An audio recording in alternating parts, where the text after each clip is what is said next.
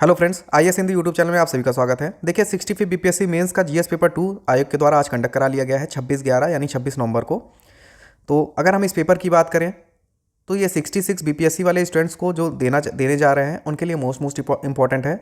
Important इसलिए है कि बीपीएससी जो अपना ट्रेंड्स थोड़ा बहुत चेंज कर रही है, आपको उसके अकॉर्डिंग चलना पड़ेगा अगर आपको सिलेक्शन पाना है। और अगर हम इस क्वेश्चन पेपर की बात करें 64 बीपीएससी मेंस से कंपेयर करके, तो इस बार का पेपर उस बार के जो है 64 बीपीएससी के जो जीएस पेपर सेकंड आया था उससे थोड़ा टफ है। टफ इन द सेंस क्या है कि इस पेपर में हर एक क्वेश्चन में आपको अपना एनालिटिकल अप्रोच बताना है, आपको अपना ओपिनियन बताना है, आपको अपनी राय बतानी है। और अगर आपने मेंस आंसर राइटिंग की है अच्छे से तो आप इस पेपर को ईजिली टैकल कर सकते हैं। कोई भी टॉपिक ऐसा नहीं है जिस पे आप ना लिख सकें। और अगर हम 66 बीपीएससी वाले स्टूडेंट को ध्यान में रख के अगर हम बताएं तो इस पेपर ये पूरा 300 मार्क्स का पेपर होता है। 3 घंटे में आपको करना रहता है। टोटल 8 क्वेश्चन आपको करने रहेंगे। 3 क्वेश्चन सेक्शन 1 से, 3 क्वेश्चन सेक्शन सेकंड से और 2 क्वेश्चन सेक्शन थर्ड से। टोटल 8 आंसर आपको लिखने हैं। क्वेश्चन देख लेते हैं हम एक बार। देखिए आज का पहला क्वेश्चन है सेक्शन 1 का। Do you agree with the view that our constitution has given fundamental rights by one hand and taken back by another hand? क्या आप इस वक्तव्य से सहमत हैं कि हमारे संविधान ने एक हाथ से मौलिक अधिकार दिए हैं किंतु दूसरे हाथ से उन्हें वापस ले लिया है? तो देखिए जैसा कि फंडामेंटल राइट्स जो है इस बार न्यूज़ में काफ़ी रहा है। किसी भी मैटर में अगर हम देखें, चाहे इंटरनेट सिक्योरिटी हो, इंटरनेट हो और राइट टू प्राइवेसी हो, या फिर जो है हम एनआरसी या फिर सीईए का मैटर देखें, तो सभी जगह फंडामेंटल राइट्स काफ़ी जो है चर्चा में रहा है, सुर्खियों में रहा है। उसी रिगार्डिंग बीपीएससी ने यह क्वेश्चन दिया है। अगर आपको सभी टॉपिक्स अच्छे से पता थे और आपने फंडामेंटल राइट्स पे अच्छे से वर्क किया है तो आप इसे अच्छे से आंसर अपने ओपिनियन के साथ दे सकते थे। तो आप इसको कर सकते थे। नेक्स्ट देखते हैं। मैक्सिमम स्टूडेंट ने किया भी है इसे। क्वेश्चन नंबर सेकंड देखें। Indian parliament is a non sovereign law making institute, evaluate this statement. एक स्टेटमेंट दिया गया है बीपीएससी के साइड से, ठीक है, कि भारतीय संसद एक गैर प्रभुता संपन्न विधि निर्मात्री संस्था है। इस कथन की समीक्षा कीजिए। स्टेटमेंट दिया गया है, आपको इसके काउंटर पार्ट को जो है पॉजिटिव और नेगेटिव इम्पैक्ट के साथ इवेल्युएट करते हुए अच्छे से आंसर अपना ओपिनियन देके ख़त्म करना था, समीक्षा करना था, ठीक है। मैक्सिमम स्टूडेंट ने इसे भी संपर्क किया है। नेक्स्ट देखते हैं। क्वेश्चन नंबर थर्ड देखें अगर। The system of Indian political parties is not nationalistic but it is individualistic. Explain this fact in the context of Bihar state, ठीक है। आजकल आपको पता होगा कि जो इसका हिंदी वर्जन देखते हैं। भारतीय राजनीतिक दलीय व्यवस्था राष्ट्रोन्मुखी न होकर व्यक्ति उन्मुखी है। इस तथ्य को बिहार राज्य के परिप्रेक्ष्य में स्पष्ट कीजिए। देखिए आपको सभी हमेशा पता है कि जो पॉलिटिकल पार्टीज़ होती हैं वो अपना फेवर ज़्यादा चाहती हैं, ना कि जो है नेशनलिस्टिक व्यू के रिस्पेक्ट में। उसी कंटेक्स्ट में ये क्वेश्चन पूछा गया है और इतने फैक्ट्स हैं आपके इसके अकॉर्डिंग कि आप इसे अच्छे से मेंशन कर सकते हैं। और बिहार राज्य के रिस्पेक्ट में तो आप और अच्छे से इसे मेंशन कर सकते हैं। तो इसे भी ये इजी क्वेश्चन था, आप इसे कर सकते थे। मैक्सिमम लोगों ने किया है इसे। क्वेश्चन नंबर 4 अगर हम देखें। What do you understand by e governance? Discuss the position of e governance implementation in Bihar. E शासन से आप क्या समझते हैं? ई शासन को लागू करने में बिहार की स्थिति का वर्णन कीजिए। ये पहले से प्री डिफाइंड क्वेश्चन है, क्योंकि हर पेपर में अगर आप ई गवर्नेंस आपको देखने को मिलेगा ही, चाहे वो यूपीएससी हो, बीपीएससी हो या यूपीपीसीएस हो। तो हमारी टेस्ट सीरीज़ में भी इसे कंडक्ट कराया गया था ई गवर्नेंस को, तो आप इसमें इजीली इसको लिख सकते थे। बिहार की स्थिति के बारे में भी इसमें मेंशन किया गया था, बताना था आपको। सेक्शन सेकंड देखें अगर हम। Evaluate the production and productivity trends in Indian agriculture since 1991। What practical measures should be adopted to enhance agricultural production and productivity in Bihar. भारतीय कृषि में 1991 से समृद्धि एवं उत्पादकता की प्रवृत्तियों की व्याख्या कीजिए। बिहार में कृषि उत्पादन और उसकी उत्पादकता को बढ़ाने के लिए क्या व्यावहारिक उपाय किए जाने चाहिए, ठीक है। तो 1991 से जो भी डेवलपमेंट हुए हैं वो आपको मेंशन करना था, और साथ ही साथ और क्या प्रोडक्टिविटी और प्रोडक्शन इन्हांस किया जा सकता है बिहार में, उसमें आपको अपने मेजर्स बताने थे, ठीक है। ये भी आप कर सकते हैं। नेक्स्ट देखते हैं। क्वेश्चन नंबर 6 देखते हैं। Discuss the relevance of economic planning in India in the post economic reform era. In this context, explain that how state and market can play a synergetic role in the economic development of the country। थोड़ा सा tested question था। Mainly focus इस बार जो है economy पे ही कर दिया है बीपीएससी ने जीएस पेपर सेकंड में। तो अगर आपने आंसर राइटिंग की होगी और अच्छे से पढ़ा होगा तो ही ये क्वेश्चन बनेगा। और क्योंकि जो है ये थोड़ा सा स्लाइटली टफ था। भारत में आर्थिक सुधारों के बाद के काल में आर्थिक नियोजन की प्रासंगिकता की विवेचना कीजिए। इस संदर्भ में समझाइए कि किस प्रकार राज्य और बाजार देश के आर्थिक विकास में एक सकारात्मक भूमिका निर्वाह सकते हैं। तो थोड़ा सा ये ट्विस्टेड क्वेश्चन था, बहुत ही कम स्टूडेंट्स ने इसे ट्राई किया होगा। नेक्स्ट देखते हैं क्वेश्चन नंबर 7 देखते हैं। What is the new definition of micro small and medium enterprises? Critically evaluate the role of MSMEs in boosting industrial growth and in insuring the success of Atmanirbhar Bharat अभियान in India. देखिए अभी नई definition की दी गई है, सूक्ष्म लघु और मध्यम उपक्रमों की परिभाषा मेंशन की गई है, उनकी डिफिनेशन चेंज की गई है, इसी अकॉर्डिंग ये क्वेश्चन पूछा गया है। साथ ही साथ क्रिटिकली आलोचनात्मक करना था, आलोचना करनी थी, आलोचना के साथ जो है इसका इवेल्युएट करना था रोल ऑफ MSMEs, जो हमारे लघु सूक्ष्म मध्यम उपक्रम है, उनको ये करने के लिए कि ये इंडस्ट्रियल ग्रोथ को कैसे इन्हेंस कर सकते हैं, साथ ही साथ इनका क्या रोल हो सकता है आत्मनिर्भर भारत अभियान में। ठीक है, अगर आपने इन सभी सेक्शन को अच्छे से पढ़ा होगा, MSME आत्मनिर्भर भारत योजना, तो आप इसे ईजिली हैंडल कर सकते थे। हमारी टेस्ट सीरीज में ये कंडक्ट कराया गया है। नेक्स्ट देखते हैं क्वेश्चन नंबर 8 देखते हैं। What are the main constant in the rapid economic development of Bihar? How can these constants be removed?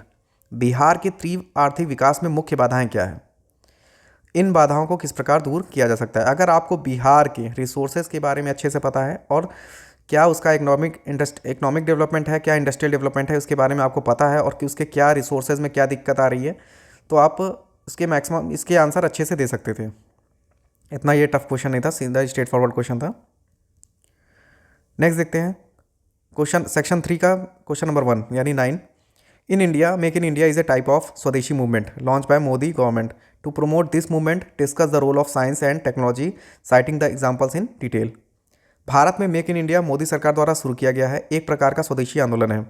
इस आंदोलन को गति देने के लिए विज्ञान एवं प्रौद्योगिकी की भूमिका की सुधारण विस्तार से विवेचना कीजिए। सेक्शन 3 जो हमारा होता है वो साइंस टेक होता है और करंट में जो रिसेंट इनिशिएटिव लॉन्च किए जाते हैं उससे पूछा जाता है।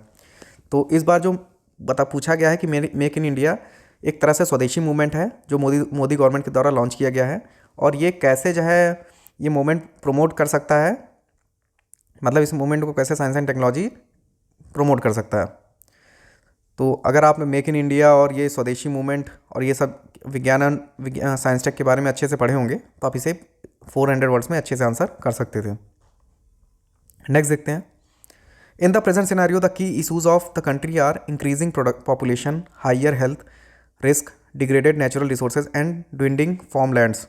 Discuss at least 4 scientific initiatives on each of the 4 areas that you would like to apply. वर्तमान परिदृश्य में देश के प्रमुख मुद्दे हैं बढ़ती हुई जनसंख्या, उच्च स्वास्थ्य जोखिम, घटते हुए प्राकृतिक संसाधन और घटती जा रही कृषि भूमि। इन चारों क्षेत्रों में से प्रत्येक के लिए कम से कम 4 वैज्ञानिक प्रयासों की चर्चा कीजिए जिन्हें आप लागू करना चाहेंगे। देखिए इसमें क्या किया गया है, 4 सेक्शन दे दिए गए हैं, जो कि 4 सेक्शन बता दिए गए हैं आपको, और ये क्या देश के प्रमुख मुद्दे हैं इनमें बता दिया गया है कि ये देश के प्रमुख मुद्दे हैं। ठीक है, और हैं भी क्योंकि बढ़ती हुई जनसंख्या एक प्रमुख मुद्दा है, उच्च स्वास्थ्य जोखिम एक है, घटते हुए प्राकृतिक संसाधन और घटती जा रही कृषि भूमि। आपको क्या बताना है कि इनके बारे में थोड़ा थोड़ा लिखते हुए इनके बारे में ये बताना है कि कम से कम 4, हर एक में 4 वैज्ञानिक प्रयासों की चर्चा कीजिए जिन्हें आप लागू करना चाहेंगे। मतलब साइंटिफिक इनिशिएटिव आपको बताना है कि कैसे कैसे आप इन जोखिमों को कम कर सकते हैं। ठीक है, एक तरह से आपको अपना एडमिनिस्ट्रेटिव रोल बताना है कि अगर आपके सामने ये प्रॉब्लम्स आती हैं तो आप इन्हें कैसे हैंडल करते हैं। तो इतने ये टॉपिक जब दे दिए जाते हैं कि बढ़ती हुई जनसंख्या, उच्च स्वास्थ्य जोखिम और घटते हुए प्राकृतिक संसाधन और घटती जा रही कृषि भूमि, 4 टॉपिक आपको दे दिए गए हैं, सब पे आप 4 लाइन लिखेंगे तब भी आप 450 वर्ड्स में अच्छे से आंसर इसको लिख सकते हैं। तो ये एक तरह से ये ईजी ही क्वेश्चन है। नेक्स्ट देखते हैं। जितने ज़्यादा टॉपिक आपको दे दिए जाएंगे क्वेश्चन में, हर पे आपके व्यू अपने आप डेवलप पहले से हैं। ठीक है, अगर आप उस क्वेश्चन को लेते हैं जिसमें पहले से ढेर सारे टॉपिक्स दे दिए गए हैं तो आप उस आंसर को अच्छे से लिख सकते हैं। नेक्स्ट देखते हैं question number 11। Bihar continues to experience natural disasters like floods and droughts on a regular basis. What role can science and technology play in disaster forecasting and management? Explain your answer with practical examples. Bihar लगातार बाढ़ तथा सूखे की प्राकृतिक आपदाओं का सामना करता रहता है। इन आपदाओं के पूर्वानुमान तथा प्रबंधन में विज्ञान तथा प्रौद्योगिकी की क्या भूमिका हो सकती है? अपने उत्तर को प्रायोगिक उदाहरणों द्वारा समझाइए। देखिए बिहार में हर बार क्या होता है कि बाढ़ आने की समस्या रहती है और साथ ही साथ ड्रॉट अल्टरनेट ईयर्स में होता रहता है। ठीक है, तो ये एक तरह से प्राकृतिक आपदा ही है बिहार के लिए, जो उसके डेवलपमेंट में भी मुख्य बाधा एक तरह से आती है।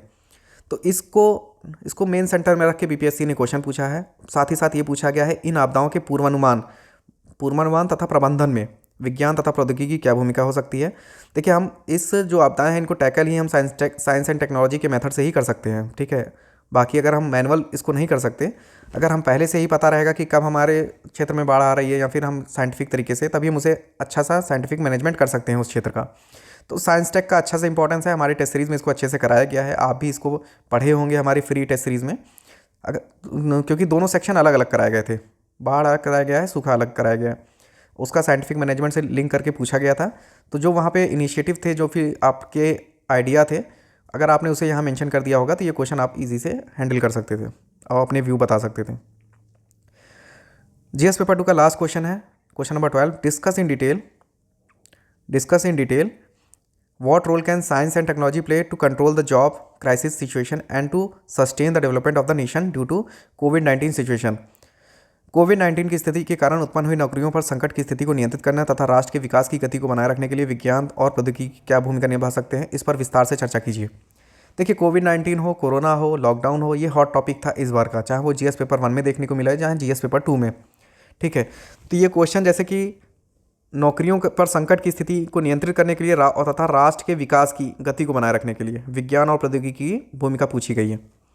मतलब 2 सेक्शन आपको एक तरह से दिए गए हैं कोरोना की स्थिति से निपटने के लिए, साथ ही साथ नौकरियों की स्थिति को निपटने के लिए और राष्ट्र के विकास के लिए की गति को बनाए रखने के लिए विज्ञान और प्रौद्योगिकी की क्या भूमिका रही है, मतलब साइंस एंड टेक्नोलॉजी का क्या इंपॉर्टेंस रहा है, उसको आपको एक्सप्लेन करके बताना था, ठीक है।